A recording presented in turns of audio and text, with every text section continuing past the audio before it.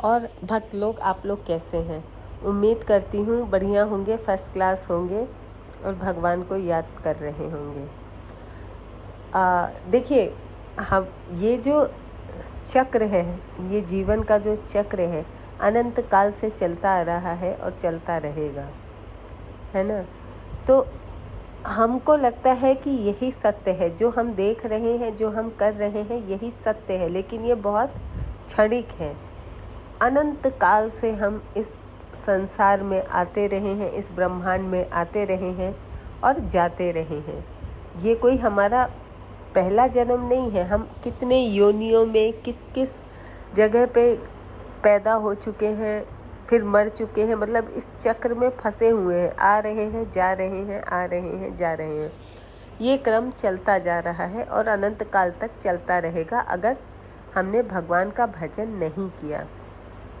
अब देखिए, एक काक भुसुंडी जी थे, उन्होंने मतलब है, क्योंकि वो अमर है काक भुसुंडी। अगर आप लोग में से कोई जानता होगा तो उन्होंने कम से कम 30-40 बार तो रामायण देखी है, 15-16 बार उन्होंने महाभारत देखी है। तो सोचिए, ये जो हम लाइफ जी रहे हैं, ये हमारी पहली बार नहीं है। ये अनंत काल से हम ये चीज़ें करते आए हैं। और ये आपको क्या लगता है, ये कलयुग पहली बार आया है? नहीं, बहुत अनंत काल से हम कलयुग, सतयुग, हर जगह जन्म ले चुके हैं, लेकिन बार बार हम क्यों इस चक्रव्यूह में फंसे हैं? क्योंकि हम भजन नहीं करते। और जैसा कि बाबा ने कहा था कि कलयुग तो अभी शुरू हुआ है, आगे जो स्थितियां हैं ना, वो और भयानक होती जाएंगी, इतनी भयानक हो जाएंगी कि आप झेल नहीं पाओगे उस स्थिति को। ये बाबा ने खुद अपनी पुस्तक में लिखा है कि अभी तो कलयुग की शुरुआत है। अब आप खुद देखिए, हमारी जो मम्मी लोग थी, हमारे पापा लोग का जो ज़माना था वो कैसा था, और अब क्या धीरे धीरे ज़माना आ गया है, जबकि ये अभी शुरू हुआ है। और तब के ज़माने में और अब के ज़माने में कितना फ़र्क है। भले ही चीज़ें बहुत आसान हो गई हैं, एक बटन से सारा काम हो जाता है, लेकिन क्या वो एंजॉय, वो मज़ा आपको आता है जो पहले आता था? संयुक्त परिवार होते थे, जॉइंट फैमिली होती थी, कितने त्यौहार सब लोग मिलजुल के धूमधाम से मनाते थे, है ना। छोटी छोटी चीज़ें आती थी, छोटी छोटी खुशियाँ मिलती थी तो दिल खुश हो जाता था। जैसे याद है, जब हम लोग छोटे छोटे थे, घर में फ्रिज आया, टीवी आया, हम लोग इतने खुश कि मतलब पूछो ही मत, जैसे घर में क्या चीज़ आ गई। अब आजकल के बच्चों को देखिए, किसी चीज़ में उनको खुशी ही नहीं मिलती, क्योंकि वो लोग पहले से ही इतना कुछ देख चुके हैं, तो उनके लिए ये सब चीज़ें मायने नहीं रखती। और हमारी जो मम्मी लोग थी, कितना सब अचार, पापड़, दिवाली, होली, ऐसा फील होता था कि हाँ, अब कोई त्यौहार आने वाला है। घर में तैयारियां शुरू हो जाती थी, नए नए कपड़े बनते थे, और यूजुअली त्योहारों पे ही कपड़े खरीदे जाते थे। अब देखिए, ऐसा कोई है त्योहार पे कि अब तो कभी भी गए, मॉल गए, नहीं तो ऑनलाइन ऑर्डर किया, बैठे बैठे हाथ चलाया, चीज़ें आ गईं, पसंद आई ले लिया, नहीं पसंद आई वापस कर दिया। चीज़ें आसान हो गई हैं, ये मैं कह रही हूँ, चीज़ें आसान हो गई हैं, लेकिन क्या वो मतलब वो एक्साइटमेंट, वो इन्जॉयमेंट है लाइफ में? लोगों से मिलना जुलना जैसे बंद हो गया, सब अपना अपना फ़ोन लेके एक जगह दूसरी जगह बैठे रहते हैं, है ना। हमारे ही मतलब मम्मी लोग खुद शेयर करती हैं कि हम लोग के टाइम पे हम लोग बात करते थे, क्योंकि देखिए, बात करना सब चाहते हैं, अब हमने फ़ोन को अपना साथी बना लिया है, पहले हमारे लोग साथी होते थे। सब चीज़ें जैसे धीरे धीरे, जो प्लेजर था, जो आनंद था जीवन का, वो धीरे धीरे लुप्त होता जा रहा है, ख़त्म होता जा रहा है। तो कलयुग का अंत बहुत भयानक होगा, हम ये चीज़ सोच नहीं पा रहे हैं। सोचिए, कहते हैं जब कल की भगवान का अवतार होगा ना, तो चीज़ें इतनी भयावह हो जाएंगी, ये बाबा ने बताया है, चीज़ें इतनी भयावह हो जाएंगी कि उसकी आप कल्पना नहीं कर सकते, है ना। इंसान इंसान को खाएगा, छोटे छोटे 2-2 फीट के आदमी होंगे, बिल्कुल जैसे होते हैं ना कि बिल्कुल कीड़े मकोड़ों की तरह ज़रा ज़रा से आदमी होंगे, एक दूसरे की जान के मांस खाने के भूखे रहेंगे। है ना। खाना तो छोड़ ही दीजिए, टैबलेट खा लेंगे काम चल जाएगा। और इतना भयावह होगा, एक दूसरे की जान के प्यासे, खून के प्यासे, है ना। तो अगर हमने अपना चक्र जो है जीवन यहीं पे स्टॉप नहीं किया, मतलब यहीं पे भगवत भजन शुरू नहीं किया, भगवत प्राप्ति की चेष्टा नहीं की, तो सोचिए हम जब आते जाएंगे तो चीज़ें हमारे लिए कितनी भयानक होती जाएंगी, है ना। हम अभी ही जो लोग हैं सर्वाइवल के लिए, मतलब अभी ही वो धीरे धीरे चीज़ें बिगड़ती ही जा रही है। तो आप सोचिए जब कलयुग का अंत आएगा और हम अगर इसी चक्र में फंसे रहे तो हम तो आते जाएंगे, वो चीज़ें देखते जाएंगे। तो इसीलिए बाबा ने कहा था कि भगवान का राम नाम का भजन करो, तर जाओगे इस भव सागर से, नहीं आते रहोगे, चीज़ें भोगते रहोगे।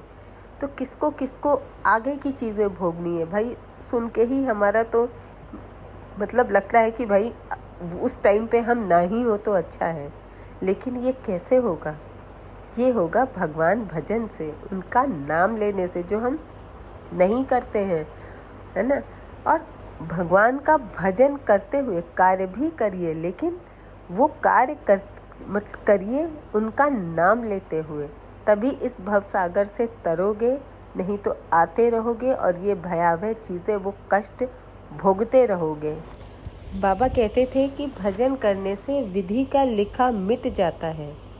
और वो कहते थे कि जैसे कुआं बिन पानी, गाय बिन दूध, ये बाबा के वर्ड्स थे, कुआं बिन पानी, गाय बिन दूध, वैसे ही इंसान बिना भजन के।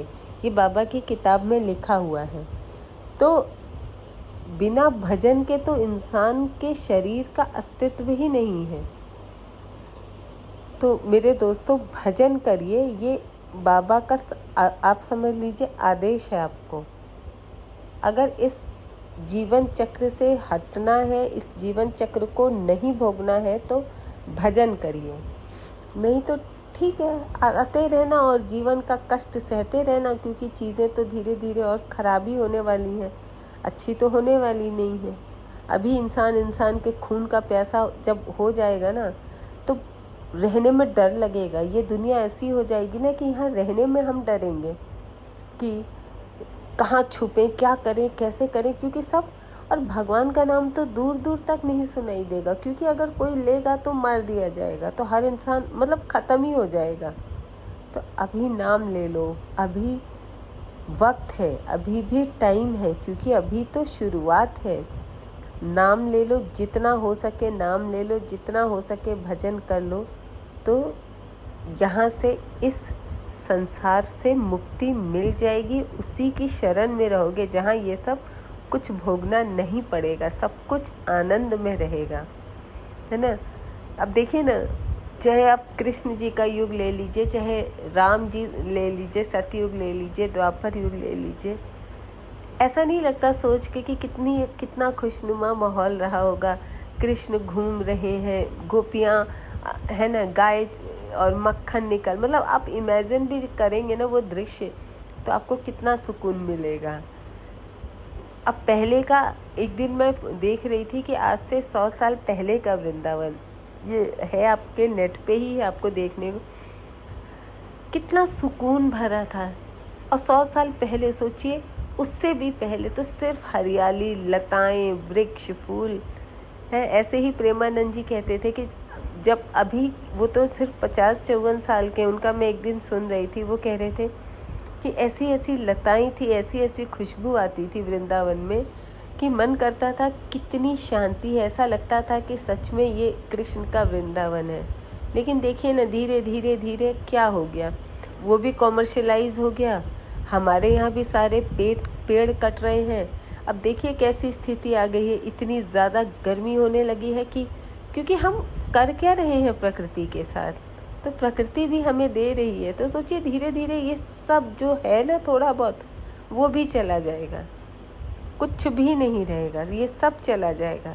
फिर क्या करेगा इंसान, है ना। अभी सांस लेना मुश्किल होता है, यहाँ दिल्ली गुड़गांव में तो इतना पोल्यूशन है, एनसीआर में, कि सांस लेने में घुटन होती है। तो धीरे धीरे देखिए कैसे सांस लेंगे, सब ऑक्सीजन लगा के घूमेंगे। तो इसीलिए कहा जाता है कि भजन करो और अपने प्रभु के पास जाओ जब भी समय आए। ये नहीं कह रही, वो सबका समय निश्चित है, कोई कुछ नहीं कर सकता उसमें। तो आनंद से उनकी शरण में रहो, ऐसे रहोगे तो खुश रहोगे, है ना। और सोचने से ही कितना अच्छा लगता है कि कितना मतलब फूल, वृक्ष, हरियाली, फल फूल, मतलब मुझे तो सोच के ही बहुत अच्छा लगता है। पर खैर उस लेवल का हमारा भजन नहीं है, लेकिन कुछ तो करो, है ना। थोड़ा बहुत ही करो, पर करो तो सही। तो आई होप मैं आपको मतलब बोर नहीं कर रही हूँ। तो अब फटाफट से चलिए बाबा के बारे में बात। ये सब देखिए बाबा ने कहा, इसलिए मैं आपको बता रही हूँ। ये बाबा की कही हुई बातें हैं कि राम नाम का मतलब राम का नाम लेने से ही तरोगे, नहीं तो भोगोगे। ये बाबा के सेंटेंस हैं। तो अगर आप बाबा को मानते हैं तो इनकी इस बात पे गौर ज़रूर करिएगा। तो चलिए अब फटाफट से बाबा का एक बहुत ही अनोखा चमत्कार सुनते हैं, क्योंकि अनगिनत चमत्कार है। हम सुन के, मैं सुना के भी इतना सुना चुकी हूँ, लेकिन अभी भी ख़त्म नहीं हुए हैं। तो चलिए, ये घटना 7 सितंबर 1970 की है।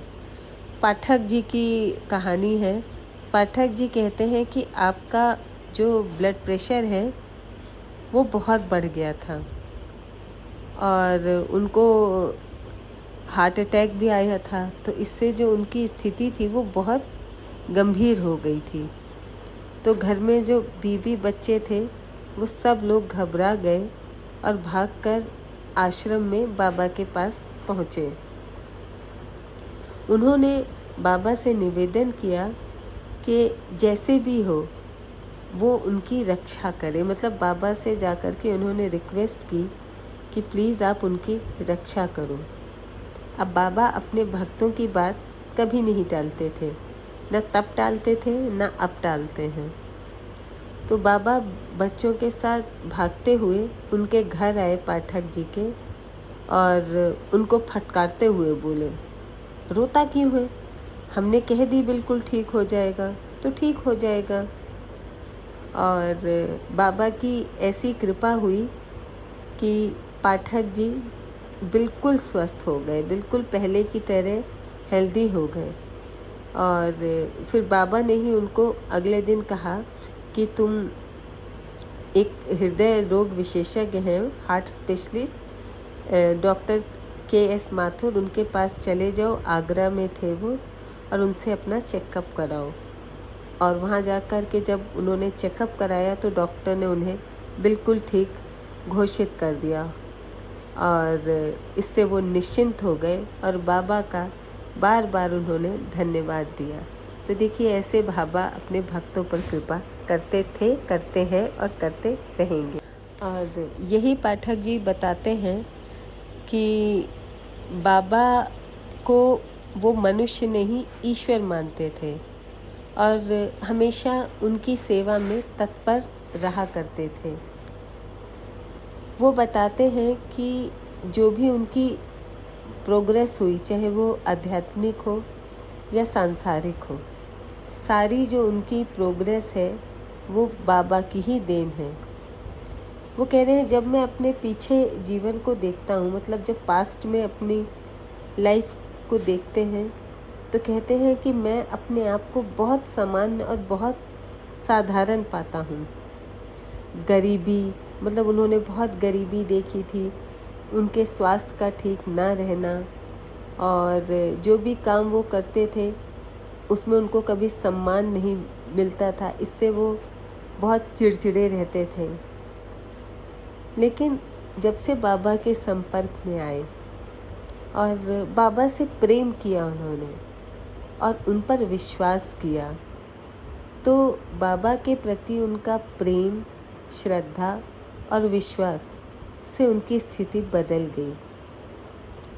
उनके दर्शन और उनके बताए रास्ते पर चलने से उन्हें जो भी सफलताएं प्राप्त हुई, चाहे वो सांसारिक हो चाहे वो आध्यात्मिक हो, तो उन्होंने कहा कि वो उसकी कल्पना भी नहीं कर सकते थे और जो आध्यात्मिक विकास की उनको अनुभूति हुई, जिससे वो बहुत संतुष्ट हुए। और कहते हैं कि ये दोनों, चाहे भौतिक हो, चाहे भौतिक मीन्स जो भी संसार की जो भी सफलताएं हैं, और अध्यात्म तो आप जानते हैं, जो भी आध्यात्मिक उनकी रुचि हुई वो सब बाबा की देन थी, और जितना था उसमें वो संतुष्ट थे। ये सब बाबा की कृपा थी। और उन्होंने कहा उसके बाद उनकी कोई भी लालसा नहीं रही। और उनकी कहते हैं कि बाबा की कृपा को व्यक्त करने के लिए मेरे पास शब्द नहीं है।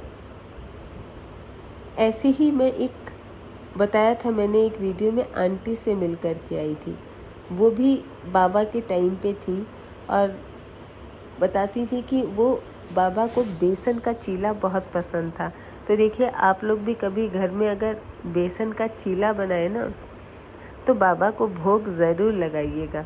आंटी ने मुझे बताया कि उन्हें इतना पसंद था कि मैं उनसे मांग करके वो खाते थे, उनके घर भी वो आते थे।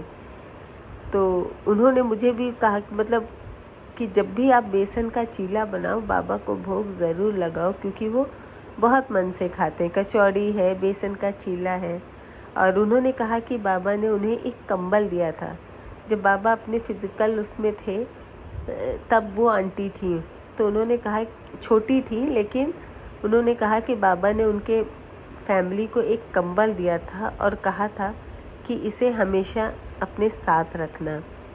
तो कहीं जब भी वो ऐसा मैजिकल कंबल है, कह रही किसी को भी बुखार होता है, कुछ होता है, अगर वो उस कंबल को उड़ा देती हैं तो उसके बाद उनका बुखार वगैरह ठीक हो जाता है। ये देखिए, ये बिलीफ है और ये हमें करना होगा। अगर बिलीफ नहीं है ना, तो कोई भी चीज़ हाथ नहीं आएगी। तो ऐसा विश्वास रखेंगे ना, तभी उनकी आशीर्वाद पाए। तो बिलीफ बहुत ज़रूरी है।